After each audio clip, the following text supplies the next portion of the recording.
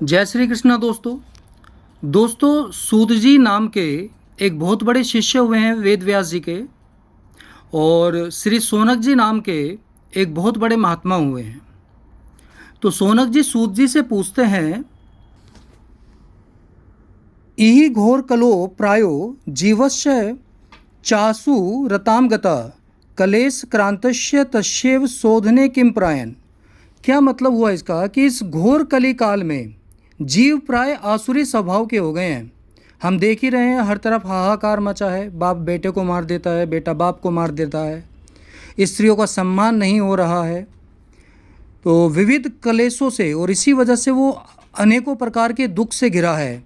तो इन जीवों को शुद्ध बनाने का सर्वश्रेष्ठ उपाय क्या है? तो सूत जी बताते हैं कि चिंतामणि लोक सुखम सुरदुरु स्वर्ग संपदम परियश्चति गुरु प्रीतो वैकुंठम योगी दुर्लभम। कि चिंतामणि नाम की एक मणि है जिसके अंदर से सोना निकलता है, तो उससे सभी लौकिक सुख मिल जाते हैं। और स्वर्ग में एक कल्पवृक्ष है जिसके नीचे बैठकर जो भी विष मांगी जाती है, इच्छा की जाती है, उसकी पूर्ति हो जाती है। तो कल्पवृक्ष से स्वर्ग आदि संपत्ति मिल सकती है। लेकिन यदि गुरुदेव प्रसन्न हो गए तो योगियों को भी दुर्लभ वैकुंठ धाम की प्राप्ति हो जाती है। अब गुरु कैसे प्रसन्न होते हैं? गुरु प्रसन्न होते हैं गुरु के वचनों पर चलने से, गुरु के दिए मंत्र को जपने से, गुरु की दी हुई भागवतम का पाठ करने से। देखो यहाँ लिखा है, एतस्माद् परम किंचिन मन शुद्ध्ये न विद्यते जन्मांतरे भवेत पुण्य तदा भागवतम लभेत। क्या है इसका मतलब? कि मन की शुद्धि के लिए इससे बढ़कर कोई दूसरा साधन नहीं है। जब मनुष्य के जन्म जन्मांतर के पुण्यों का उदय होता है तभी उसे इस भागवत शास्त्र की प्राप्ति होती है।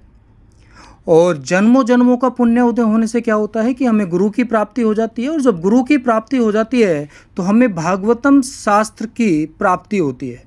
और भागवतम के अध्ययन से हम वैकुंठ तक चले जा सकते हैं, भगवान के धाम तक चले जा सकते हैं। और भगवान का धाम वैकुंठ, वै मतलब बिना, कुंठ मतलब दुख, जो बिना दुख का एक धाम है, वहाँ तक हम पहुँच सकते हैं।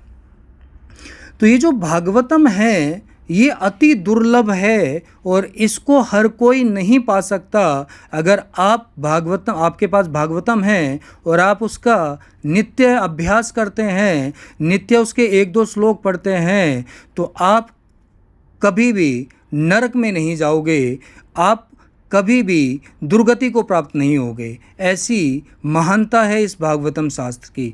जय हो भागवतम शास्त्र की, जय हो कन्हैया की।